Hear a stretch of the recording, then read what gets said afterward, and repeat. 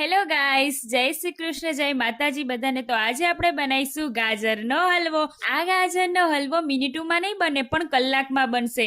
ચીમ કે આપણે હે ને એને ટ્રેડિશનલ રીતે બનાવવાના છે. ગાજરનો હલવો બનાવવા માટે મેં અહીંયા લઈ લીધા હે 1.5 કિલો જેટલા ગાજર. હવે એની આપણે સાલ ઉતારી નાખીશું અને આ રીતે આપણે ખમણીની મદદથી સીણી લઈશું. હલવો હે ને ચૂલે બનાવવાનો હતો એટલે મેં ચૂલો હરગાઈ નાખ્યો અને એના ઉપર કઢાઈ મૂકી દીધી.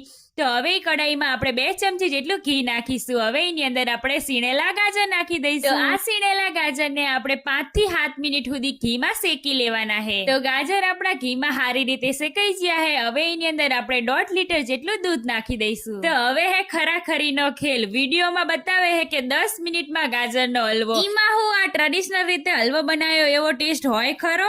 ના હોય. તો હવે આ ગાજરમાં આપણે દૂધ નાખ્યું ને એને આપણે બારવાનું છે. અહીંયા જુઓ દૂધ જેટલું થઈ ગયું છે. તો આ રીતે ગાજરમાં બધું દૂધ બરી જાય ને એટલે એની અંદર આપણે 400 ગ્રામ જેટલી ખાંડ નાખી દઈશું. તો હવે હે ને ખાંડ નાખીને એટલે એનું પાણી છૂટશે. હવે ઈ પાણીને આપણે બારવાનું છે. તો અહીંયા મેં સાઈડમાં લઈ લીધા હે કાજુ બદામ અને એના આપણે ટુકડા કરી દઈશું. હલવામ હે ને તાવી તો હલાવતું જ રહેવાનું, નતર હે ને એ નીચે ચોટી જશે હો.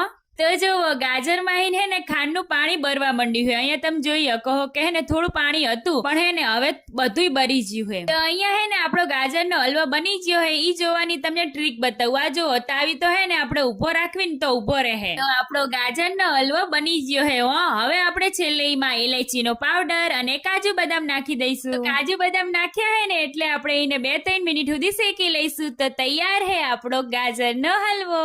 હલવો જોઈને જીના મોઢામાં પાણી આવ્યું હોય કમેન્ટ બોક્સમાં ટેસ્ટી હલવો લખવાનું ના ભૂલતા હો. ચેવો બન્યો હે બા હલવો? મસ્ત. મસ્ત બને ને?